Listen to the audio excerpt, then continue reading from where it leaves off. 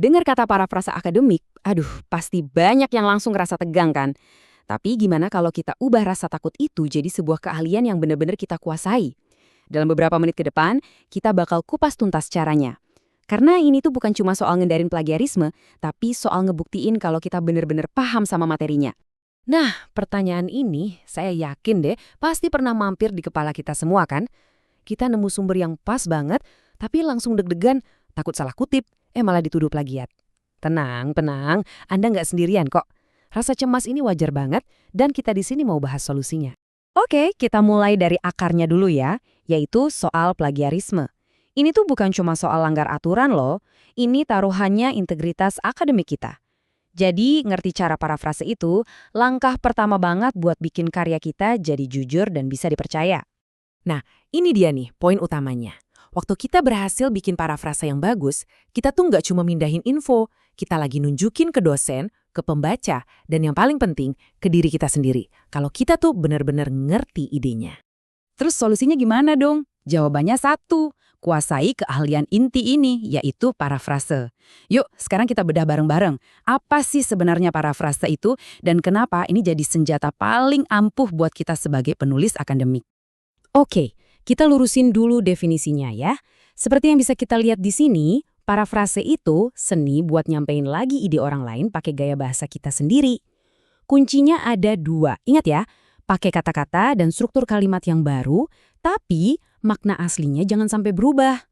Coba deh lihat tujuan-tujuan ini. Parafrase itu gunanya lebih dari sekedar biar nggak kena plagiat.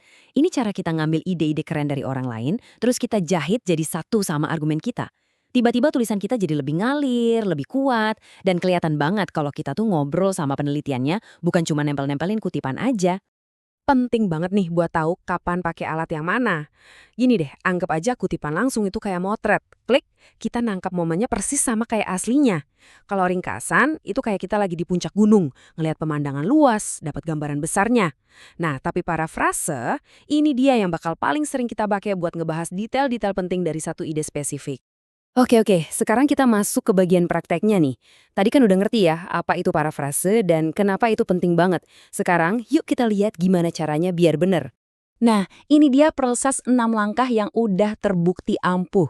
Kunci utamanya ada di nomor 2. Tutup atau sembunyiin teks aslinya. Serius, ini penting banget. Langkah ini tuh maksa otak kita buat mikir dan memproses idenya, bukan cuma ganti-ganti kata. Baru deh, setelah kita nulis versi kita sendiri, kita bandingin lagi sama aslinya. Bener nggak maknanya? Ada kalimat yang mirip banget nggak? Dan tentunya jangan pernah lupa langkah terakhir. Sitasi. Teknik pertama, dan yang paling krusial, ubah struktur kalimatnya. Jangan cuma ngikutin pola aslinya. Misalnya nih, kalau kalimat aslinya subjeknya di depan, coba deh versi kita dimulai dari keterangannya. Atau kalau aslinya kalimatnya panjang dan ribet, mungkin kita bisa pecah jadi 2 kalimat yang lebih simpel. Ini lebih dari sekedar ganti kata loh ya. Ini soal ngebongkar dan ngebangun ulang. Teknik kedua, pakai sinonim akademik. Ya, ganti kata penting jadi signifikan, atau menunjukkan jadi mendemonstrasikan. Tapi ingat, ini cuma alat bantu, bukan jurus utama. Kalau kita cuma ganti beberapa kata doang tapi strukturnya sama, wah itu namanya patch writing, dan itu bahaya. Jadi, pakai sinonimnya setelah strukturnya kita ubah ya. Nah, ini dia nih, teknik favorit saya pribadi. Soalnya efektif banget. Coba deh bayangin, kita harus ngejelasin konsep yang ribet ini ke temen yang nggak ngerti apa-apa soal topiknya. Gimana cara kita ngomongnya? Bahasa yang simpel dan natural yang kita pakai itu seringkali justru jadi parafrase yang paling bagus dan orisinal. Tinggal dipoles dikit deh jadi bahasa akademik. Oke, kita lanjut lagi ya. Sekarang kita lihat tantangan di era modern. Kita bakal bahas kesalahan-kesalahan yang paling sering kejadian, plus gimana peran teknologi, terutama AI, di dunia parafrase ini. Nah, ini dia musuh utama kita, patch writing. Lihat deh bedanya baik-baik. Yang kiri, itu contoh jebakannya.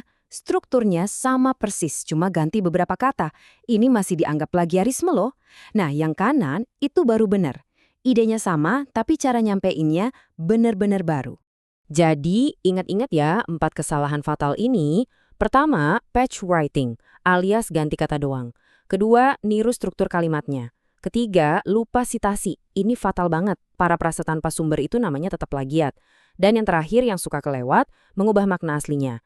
Ingat, Parafrase kita harus tetap setia sama ide penulis. Selalu cek ulang biar kita nggak malah memutarbalikkan argumen mereka.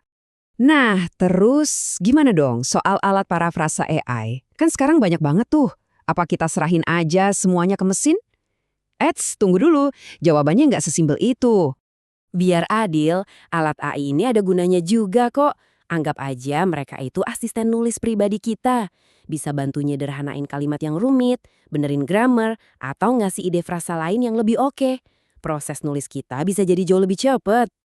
Tapi, ini tapinya gede banget ya.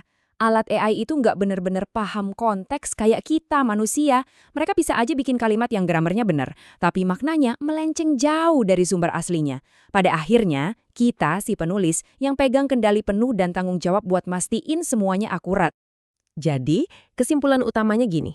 Yuk, kita berhenti mandang parafrase sebagai beban atau tugas yang nyebelin. Anggap aja ini latihan buat otak kita.